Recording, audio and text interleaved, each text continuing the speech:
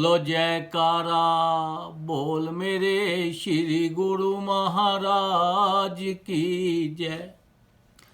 सौभाग्यशाली प्रेमी गुरुमुखों, अपनी रचना को पवित्र करने के लिए बोलो जयकारा, बोल मेरे श्री गुरु महाराज की जय। संत फरमाते हैं कि ये जो मनुष्य शरीर हमें मिला है ये बड़ा दुर्लभ है, बड़ा कीमती है, बड़ी मुश्किल से मिला है। इससे हमें ज़्यादा से ज़्यादा जितना लाभ उठा सकें हम इससे अपना लाभ उठाएं। और लाभ हमें कैसे मिलेगा? हमें संत महापुरुषों की सहायता मिलेगी। उनकी सहायता लेके तब हम अपना परलोक सुधार सकते हैं और अपना ज़्यादा से ज़्यादा इसका लाभ ले सकते हैं।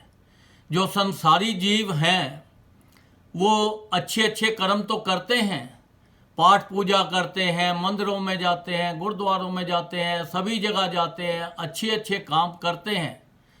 पर वो सारे किस चीज़ की कामना करते हैं? वो सब स्वर्ग की कामना करते हैं। स्वर्ग क्या चीज़ है? स्वर्ग एक बंधन है।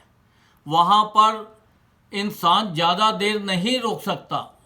जब हम अच्छे काम करते हैं तो जब हम शरीर छोड़ते हैं तो हम स्वर्ग में जाते हैं। उनको कितनी खुशी होती है कि देखो हम स्वर्ग में गए। और स्वर्ग के अंदर हम उतनी देर रह सकते हैं जितने हमने पुण्य किए हैं, अच्छे अच्छे काम किए हैं। जब हमारे पुण्य खत्म हो जाते हैं तो तब हमें स्वर्ग से निकाल दिया जाता है। वो कहते हैं चलो अब तुम्हारे पुण्य खत्म हो गए हैं। तो जो गुरुमुख होते हैं, वो जो संत महापुरुषों की शरण में गए होते हैं, उनके लिए तो स्वर्ग कुछ भी नहीं है। वो तो परलोक सुधारने की कोशिश करते हैं कि इनका परलोक सुधर जाए।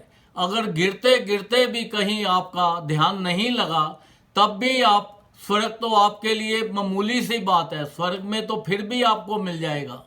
और संसारी जीव जो होते हैं उनको तो स्वर्ग कुछ टाइम के लिए होता है, उनके जब तक पुण्य होते हैं।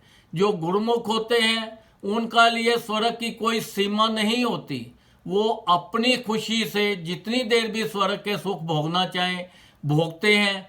तो जब उनकी इच्छा खत्म हो जाती है स्वर्ग भोगते भोगते, तो फिर उनका क्या होता है? वो अपनी इच्छा के मुताबिक फिर उनको संसार में भेजा जाता है।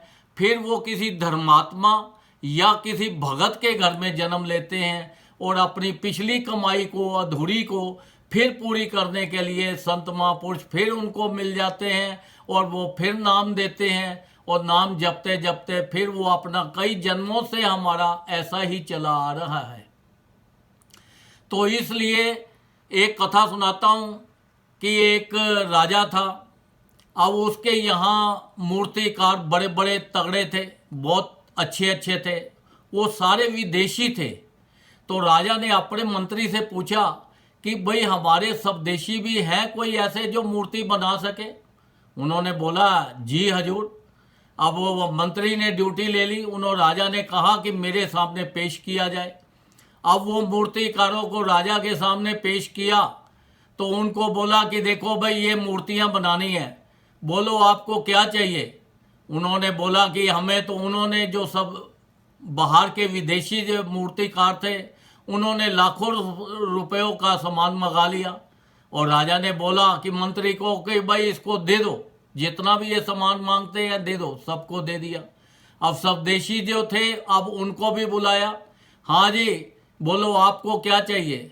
उन्होंने बोला कि राजा हमें कुछ नहीं चाहिए, हमें कोई सामान नहीं चाहिए, हम भी मूर्ति बना लेंगे। वो कहता है कि राजा ने कहा ऐसा लगता है कि आपको मूर्ति बनानी ही नहीं आती, इसलिए आप कोई सामान लेना ही नहीं चाहते। बिना सामान के मूर्ति कैसे बन सकती है? तो उन्होंने कहा राजा बन जाएगी। चलो ठीक है। अब एक हॉल, संगमरमर का हॉल था राजा का, और उसके अंदर दोनों को बोला कि चलो भाई विदेशी भी बनाएंगे और स्वदेशी भी बनाएंगे। अब बीच में एक उनके बहुत बड़ा पर्दा खड़ा कर दिया ताकि कोई भी किसी की नकल नहीं कर सके, और 6 महीने का टाइम दे दिया। जैसे ही वो बनाते बनाते उन्होंने जो विदेशी कलाकार थे उन्होंने बड़ी अच्छी अच्छी बड़ी मेहनत से बड़ी उम्दा खूबसूरत मूर्तियां बना दी। अब राजा को बुलाया गया कि भाई तैयार हो गया है। राजा, उनके मंत्री, उनके और सब लोग वो मूर्तियों को देखने आए जो विदेशियों ने बनाई हुई थी मूर्तियां। अब वो मूर्तियों को जब देखा तो राजा बहुत खुश हुआ, कहने लगा जी बहुत ही खूबसूरत मूर्तियां हैं ये तो। उनको बहुत इनाम दिया। फिर उन्होंने बोला कि आप चलो सब देशियों के भी देख ले। उन्होंने बोला अब तो नकल का कोई काम नहीं है, पर्दे को हटा दो। जब पर्दे को हटाया तो सामने देखा कि उससे भी ज़्यादा खूबसूरत मूर्तियां सामने दीवार पर थी। वो क्या थी कि उन्होंने 6 महीने तक स्वदेशी जो कलाकार थे उन्होंने संगमरमर को रगड़ रगड़ के इतना मुलायम कर दिया, ऐसे शीशे की तरह चमका दिया कि जैसे ही वो पर्दा हटा तो उसका उस पर अक्स आ गया। अक्स कहते हैं कि उसकी फोटो आ गई। राजा ने देखा कि वो मूर्तियां तो ज़्यादा खूबसूरत थी पर इनकी मूर्तियां तो और भी ज़्यादा खूबसूरत हो गई है, क्योंकि उसका वो उसके अंदर उसकी फ़ोटो आ गई थी। तो वो देखने थे, इसलिए राजा ने उनको बहुत इनाम दिया। तो देखो हमारे जो श्री गुरु महाराज जी वो हमारे मन को रगड़ते हैं, वो हमें नाम देते हैं। वो कहते हैं कि हम आपको अपने जैसा बना लें। अब पारस होता है, देखो वो कंचन को, लोहे को कंचन तो बना देता है पर अपने जैसा नहीं बना सकता। पर हमारे जो संत महापुरुष हैं ये अब गुरुमुख को अपने जैसा ही बना लेते हैं। आप देखो कि अगर पानी कहीं खड़ा हो, मैला पानी हो और हिल रहा हो, आप उसमें अपनी फोटो देखो तो आपको दिखाई देगी? नहीं देगी। अगर पानी साफ होगा और वहाँ पे आप जाके पानी रुका होगा तो जाके देखेंगे तो आपकी फोटो साफ नजर आएगी।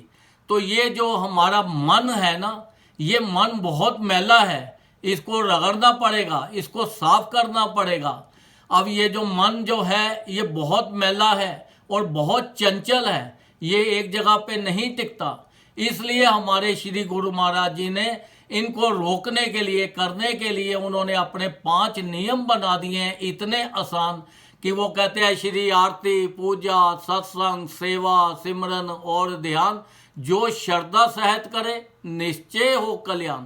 वो कहते हैं साथ में श्रद्धा तुम्हारी चाहिए, विश्वास चाहिए। विश्वास के साथ ये 5 नियमों को करोगे तो तुम्हारा मन जो है मैला ये भी साफ हो जाएगा और तुम्हारा मन चंचल ये भी रुक जाएगा।